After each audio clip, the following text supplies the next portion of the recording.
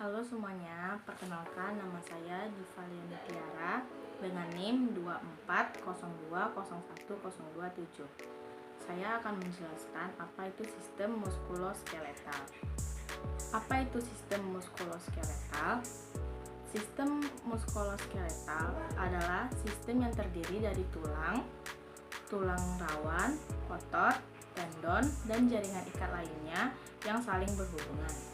Fungsi-fungsi sistem muskuloskeletal. Ada beberapa fungsi muskuloskeletal.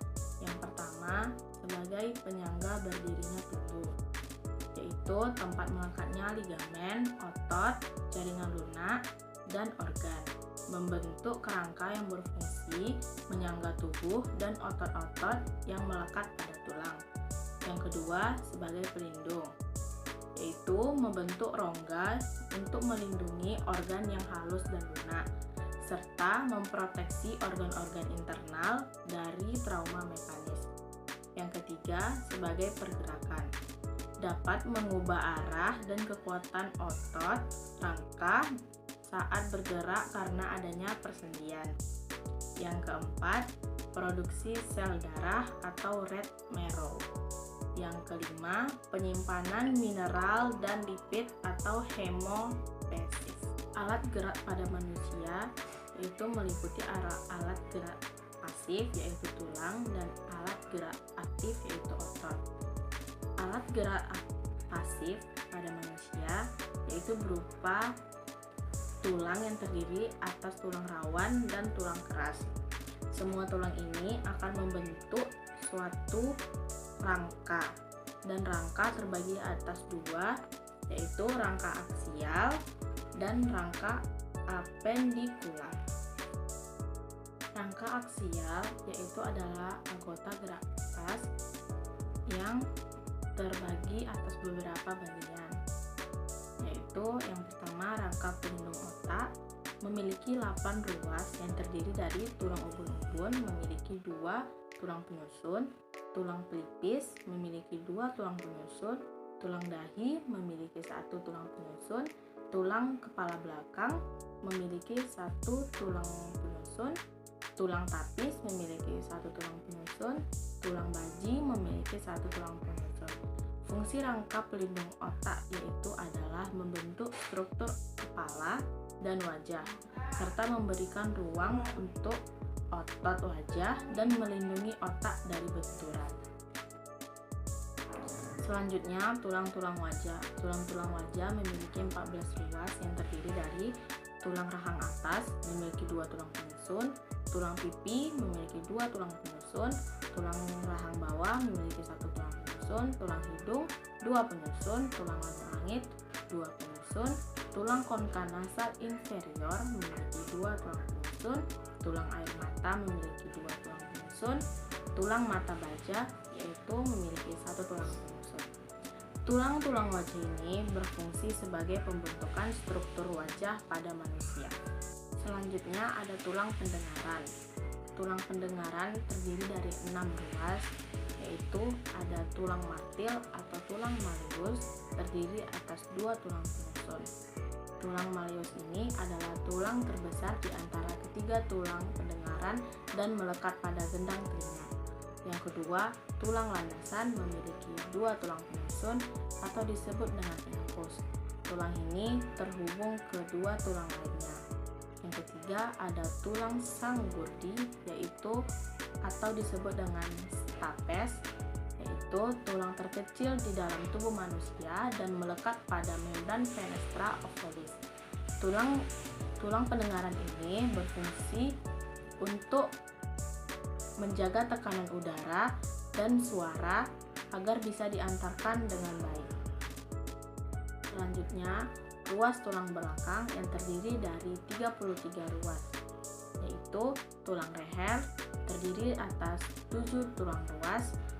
Ya, berikutnya tulang punggung terdiri 12 ruas tulang, tulang pinggang 5 ruas tulang, tulang kelangkangan 5 ruas tulang, tulang ekor 3 ruas. Fungsi tulang belakang adalah menopang tubuh, melindungi sumsum tulang belakang, mendukung gerakan tubuh, menjaga keseimbangan, menanggung berat badan pada manusia, dan tempat menempelnya tulang rusuk, sendi, otot, dan jaringan. Tulang dada. Tulang dada terdiri dari 12 ruas tulang yang terdiri dari tulang rusuk sejati, 7 ruas tulang, tulang rusuk palsu 3 ruas, tulang rusuk melayang 2 ruas. Fungsi tulang dada adalah untuk melindungi organ vital. Organ vital yang dimaksud adalah seperti jantung, paru-paru, pembuluh darah, kerongkongan, dan perut. Fungsi lainnya yaitu sebagai penopang dan menstabilkan bahu dan lengan. Selanjutnya ada tulang gelang bahu yang terdiri dari 4 ruas, yaitu tulang selangka 2 ruas dan tulang belikat 2 ruas. Fungsi tulang selangka yaitu menopang lengan, menghubungkan tulang dada dan tulang belikat, melindungi syaraf dan pembuluh darah, serta tempat melekatnya otot-otot yang membantu gerak bahu dan lengan atas. Yang berikutnya, fungsi tulang belikat, yaitu penghubung antara lengan dan tubuh, dan penggerak bahu, penyeimbangan bahu, tempat melekatnya otot dan ligamen serta tendon. Selanjutnya adalah rangka apendikular terdiri antara anggota gerak atas dan anggota gerak bawah. Anggota gerak atas. Tangan dan lengan merupakan anggota gerak bagian atas. Tulang pada lengan terdiri dari tulang lengan atas atau humerus, yaitu lengan atas terletak di sendi-sendi, terletak di antara siku dan bahu. Yang kedua adalah tulang pengumpil atau radius. Tulang ini berbentuk pipa dan berfungsi menyusun lengan bagian bawah. Yang ketiga ada hasta atau ulna, berfungsi sebagai penggerakan tangan. Selain itu, pada tangan terdapat beberapa bagian tulang, yaitu tulang pergelangan tangan atau karpal yang memiliki jumlah 16 tulang penyusun. Berikutnya ada tulang telapak tangan atau metakarpal memiliki tulang 10 tulang penyusun, serta tulang jaringan tangan atau falangus memiliki 28 tulang penyusun. Tulang anggota gerak atas dihubungkan dengan beberapa sendi dan memungkinkan manusia untuk melakukan beberapa aktivitas seperti mengangkat, melempar, serta melakukan aktivitas yang menggunakan bagian gerak atas. Selanjutnya, anggota gerak bawah. Tulang pada kaki terdiri dari tulang paha atau femur yang berfungsi sebagai penggerak utama saat berjalan dan berlari. Yang kedua ada tulang betis atau fibula, berfungsi untuk menendang dan memanjat serta menahan beban kaki bagian bawah. Yang ketiga ada tulang kering atau tibia yang berfungsi untuk membantu gerak pergelangan kaki dan menahan berat badan. Yang keempat ada tempurung lutut atau patella, berfungsi untuk melindungi sendi di bagian lutut. Yang kelima ada pergelangan kaki atau tarsal, memiliki tulang sebanyak 14 tulang penyusun.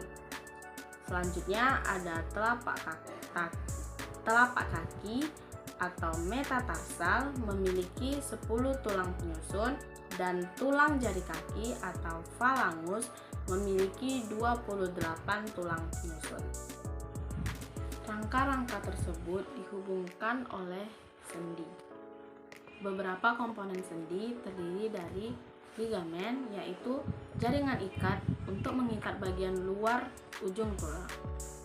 Selanjutnya ada kapsul sendi, yaitu jaringan ikat yang melapisi sendi dan menghubungkan dua tulang.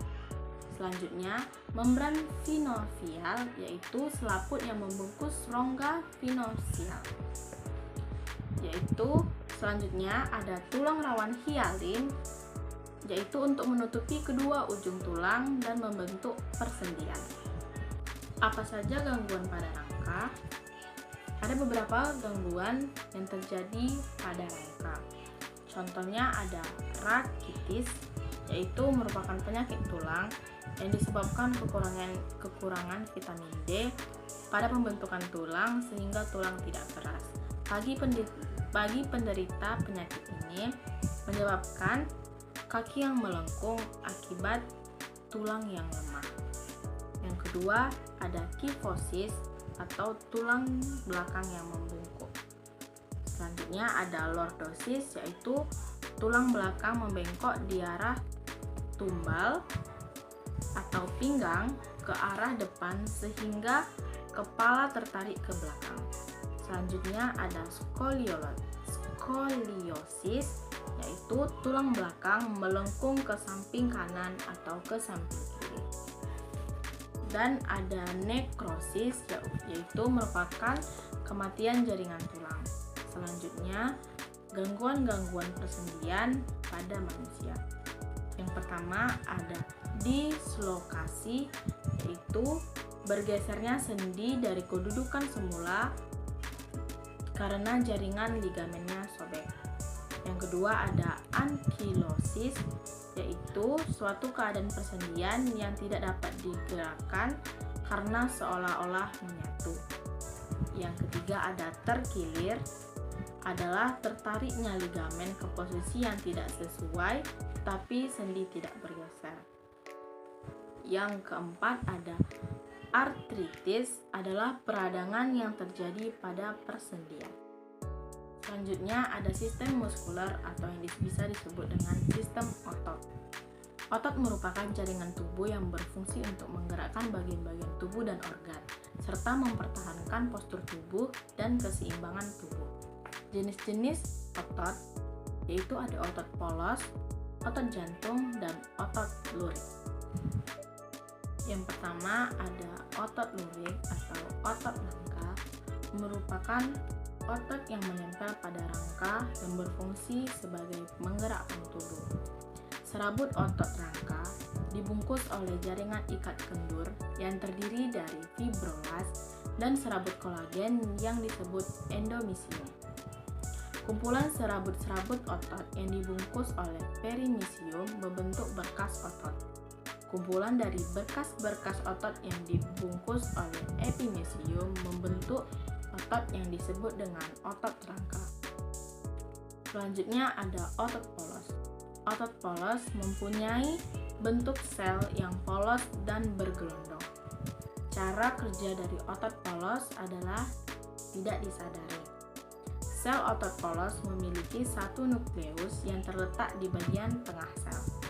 Otot polos terdapat pada saluran pencernaan, dinding pembuluh darah, dan saluran pernafasan. Otot jantung. Jaringan otot jantung merupakan penyusun jantung dan pembuluh darah vena yang menuju ke jantung. Jaringan otot ini tersusun oleh selaput-selaput lurik yang bercabang-cabang dan saling berhubungan. Inti sel terletak di tengah dan dapat berjumlah lebih dari satu. Jaringan otot memiliki diskus interkalaris, yaitu pertemuan antara dua sel otot. Otot jantung berkontraksi secara tidak sadar atau bisa disebut dengan involuntar. Jaringan otot ini hanya terdapat pada lapisan tengah dinding jantung.